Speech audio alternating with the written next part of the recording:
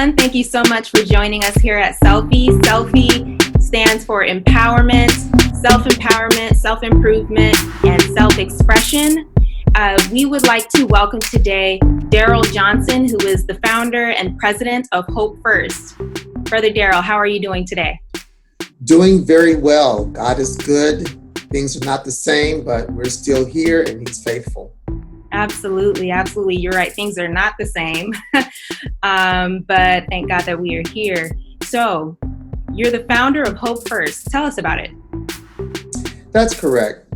So Hope First Incorporated stands for helping others pursue excellence.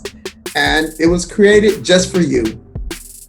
We are a safe place for all young people who are in the pursuit of excellence, enrichment, enhancement, and empowerment.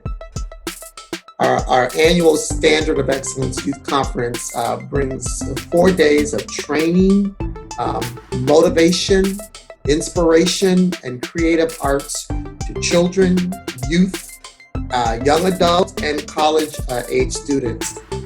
We endeavor to change lives for progress and guide children to a world of endless possibilities. With hope, everyone can dream, everyone can aspire, everyone can achieve. Absolutely. You mentioned those hopeless, those kind of these spaces where children might have had no hope, those hopeless, spaces, and where people may have thought, this is impossible for me to do. Would you say that Hope First is kind of like that space for people who feel like, or someone made them feel like, I'm hopeless, or I'll never go anywhere in life, or something like that?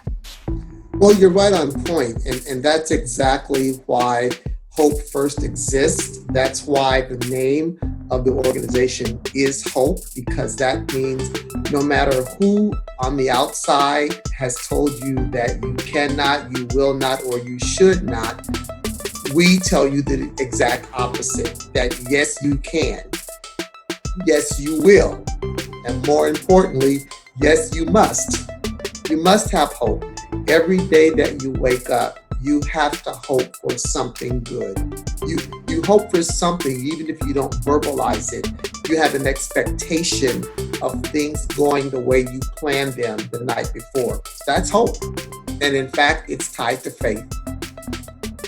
Absolutely. Hope is tied to faith. And it must have taken a lot of hope and a lot of faith of your own that you had to build your own faith up to start an organization like Hope from scratch. What was that process like? Yeah, well, you're exactly right about that.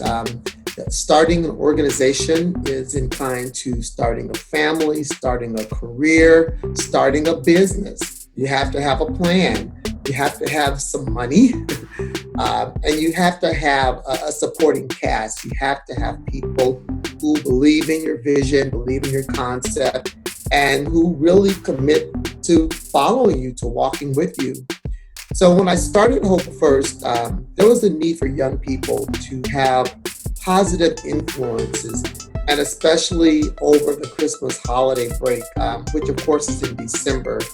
Normally in the summer, the nonprofit programs are running, the gyms, the after-school programs for children. There's so much available in the summer when kids are home from school. But during the winter break, there were not a lot of opportunities. So I have worked with youth groups for more than 30 years. And at this point, I wanted to do something that would give young people the opportunity to be young and inspired without apology, fear, or judgment. Sometimes in school, in church, in other organizations, young people are pushed back a little bit and sometimes told they should wait their turn. But young people can teach us just as well as we can teach them. So the voices of youth are not always heard and respected, but I was sensitive, to their needs. I actually grew up attending youth conferences and later became a chaperone over youth. And I even took a group of young people to a couple of international youth conferences So in actuality, when I think about it, I was being groomed for this. I just didn't realize it at the time. Of course, whenever children are involved, there is a requirement for adult supervision. So there were definitely adults who were involved and partnered with me, and in the onset helped to create and design a program that would reach the young people, that would fulfill a need and just create a positive awareness about life and the endless possibilities. But at the end of the day, the program was created, it was for the youth and by the youth. We were in the background watching the young people stand before their peers and be the best that they could be.